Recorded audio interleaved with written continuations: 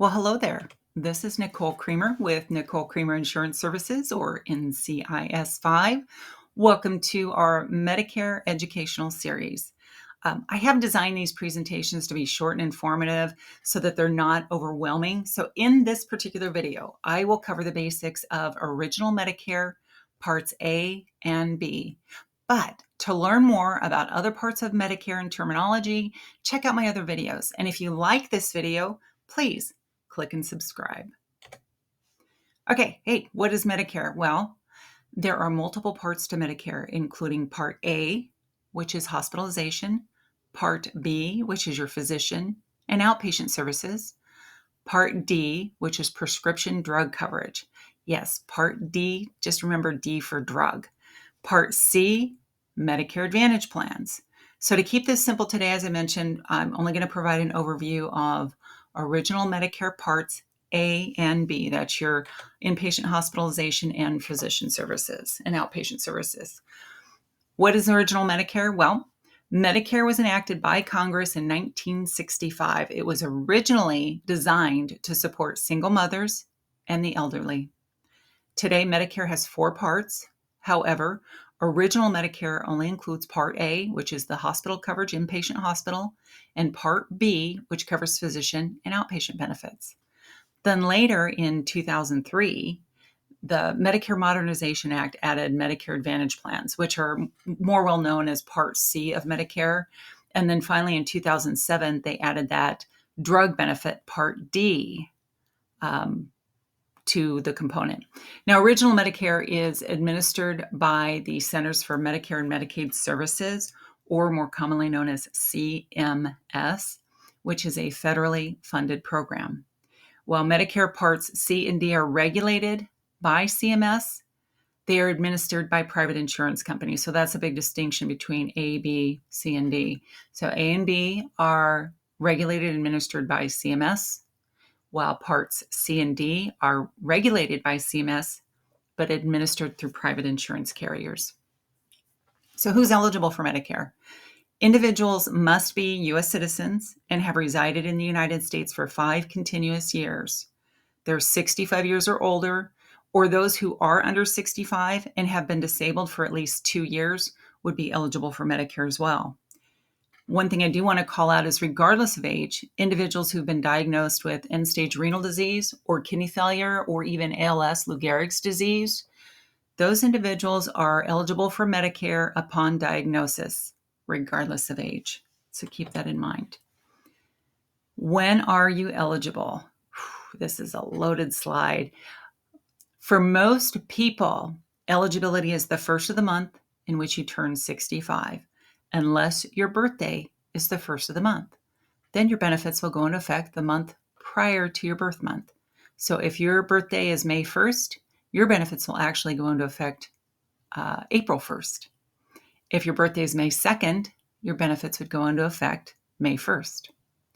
A good time to reach out to Social Security is when you're within 90 days of the first day in which your Medicare benefits would be eligible. You can go to Medicare benefits and apply online at ssa.gov to apply for your Medicare benefits after you have created your Social Security account, or you can contact Social Security direct. If you plan to continue to work beyond 65 and you have employer group coverage, you may want to consider delaying your Part B of Medicare until you're ready to retire. There is a premium per month for Part B, so you can avoid that cost. To avoid a penalty, you will need to be working full-time and be covered by an employer group plan that is considered credible. Credible means that your employer group plan is equal to or better than Medicare benefits. This also works for individuals who are covered by their spouse's employer group plan.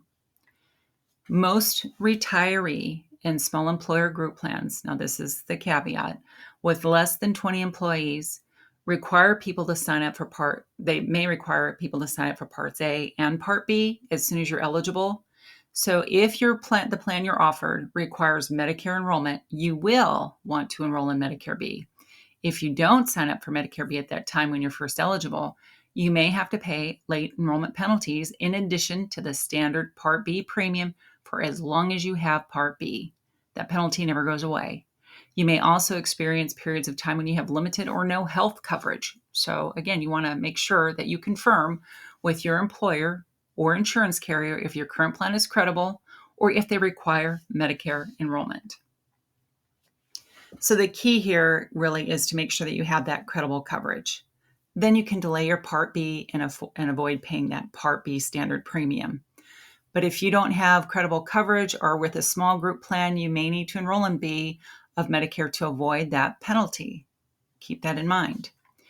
When you or your spouse finally decide to retire or even go to a part-time status, this action is going to trigger a special enrollment period, an SEP, which will allow you to sign up for Medicare Part B. So if you've delayed your Part B, you've got a credible plan, and at 67 you decided, I'm ready to retire, I want to pull the trigger, what you need to do is simply contact Medicare when you're within 90 days of your targeted retirement date to start the process of picking up Part B of Medicare. Again, you can go online to your ssa.gov account and complete the enrollment. This will allow you to declare the last date of your employer group coverage. That may not be the same as your last date of employment. What they want is the last date that you're covered through your employer group plan. And that is what is going to determine the effective date of your Medicare Part B. And that will provide a seamless transition from your employer group plan into your Medicare benefits. All right, let's talk a little bit about what those benefits are with Original Medicare. So generally, under Medicare Part A, which is your inpatient hospital coverage, most individuals will not pay a premium for Original Medicare Part A. If you have paid into Medicare for 40 quarters or 10 years, then you do not pay a premium. Original Medicare Part A will cover your inpatient hospital care, skilled nursing facility care, home health care services, and hospice care. In addition, with Original Medicare Part A, inpatient hospital care, you have a benefit period deductible of $1,676 in 2025. Now, this amount can change from year to year. That is determined by Medicare. A benefit period begins the day that you are admitted into the hospital and ends when you haven't received any inpatient hospital care or skilled care for 60 consecutive days. If you enter into a hospital or a skilled nursing facility after one benefit period has ended, a new benefit period begins. You would then pay the inpatient hospital deductible for the new benefit period. Should your benefit period reach 61 days, there is a daily copayment amount of $419 per day through day 90. Upon reaching day 91, the daily copayment would double to $838 per day, remaining at this rate until the 60 lifetime reserve days have been exhausted. Again, these figures are based on 2025 Medicare benefits and maybe different amounts in other years. Skilled nursing facility care is designed for short-term rehabilitative care, not to be confused with long-term care. Skilled nursing care falls under Medicare Part A benefits, and it offers 100 days of coverage in a benefit period. To be eligible for skilled nursing care, an individual must have been in the hospital for 3 days and enter into a skilled nursing facility within 30 days. The first 20 days are covered in full through an approved Medicare facility with no deductible. However, when you hit day 21 and through 100, there is a daily copayment of $209.50 per day, which is the beneficiary's responsibility. There is no coverage beyond 100 days. If you have a long-term care policy, that's when you would turn to that long-term care policy to pick up coverage. The short-term rehabilitative coverage is for individuals who perhaps went through a knee replacement or had a mild stroke, and you have some rehab and physical therapy to get you back up and in your home. It's not designed for long-term care. Hospice is covered through a Medicare certified facility along with your home health care services. All right, moving on to Original Medicare Part B, which covers physician services, outpatient hospital services, durable medical equipment, laboratory, routine exams, those are all under your Part B of Medicare. That would be your outpatient procedures or surgery, scans, testing, CT scans, MRIs, that type of thing, all fall under Medicare B because it's done on an outpatient basis. And then, of course, your physician services. So unlike original Medicare Part A, there is a premium for original Medicare Part B. For most individuals, this is $185. However, it can be income indexed if you're a high income earner. So it could be as high as $628.90 per month. So to kind of put that into perspective, it is a 2-year look back. So for 2025, they'll look at your income from 2023. Individuals with an income less than $106,000, that's a single person, in 2023 will only pay $185. I will be launching another video that will explain what those different categories are so that you'll understand those. The deductible for original Medicare Part B is $257 annually in 2025. So unlike Medicare Part A, that hospital deductible was a benefit period deductible. Medicare Part B deductible is one time a year. It's an annual deductible.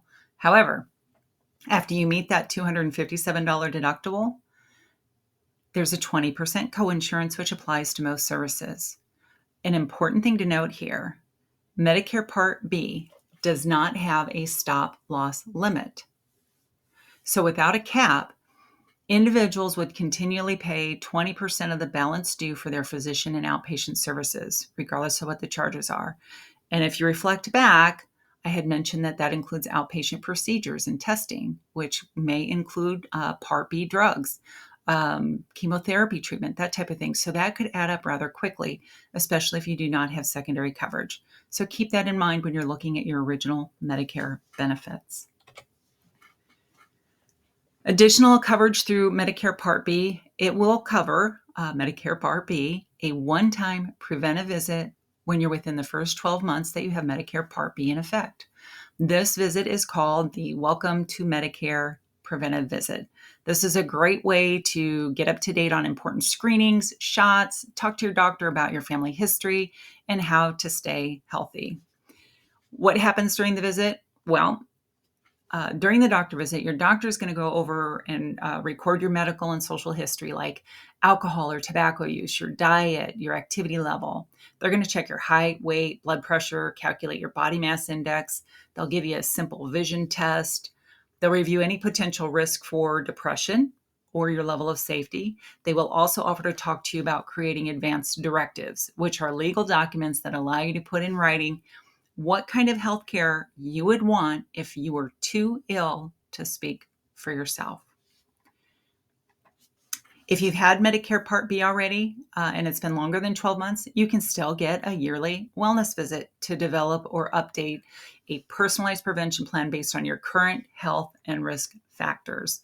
This will include a health risk assessment questionnaire that your doctor or healthcare professional will ask you to complete before or during your visit. Your responses to the questions will help you and your health professional get the most from your yearly wellness visit. It'll include a review of the medical and family history to help develop or update a list of current providers and prescriptions. They may gather your height, weight, blood pressure, and other routine measurements. They'll also detect any cognitive impairment. They'll provide personalized health advice and develop a list of risk factors and treatment options for you. They'll help you create a schedule, like a checklist for appropriate preventive services. So you can go in for that colonoscopy or mammogram, well woman checkup, that type of thing. Now, certain screenings and immunizations are already available at no cost, including flu, pneumonia, hepatitis B, and COVID-19 shots, all of which can be life-threatening to older individuals. So with that is a wrap. I do want to thank you for watching today. If you have further questions, please feel free to reach out to us at getStarted@ncis5.com or give us a call at 402-685-0588. You can even visit our website at ncis5.com. Be sure to click and subscribe, and you'll be notified when the new videos are launched. You have a great day. Thank you.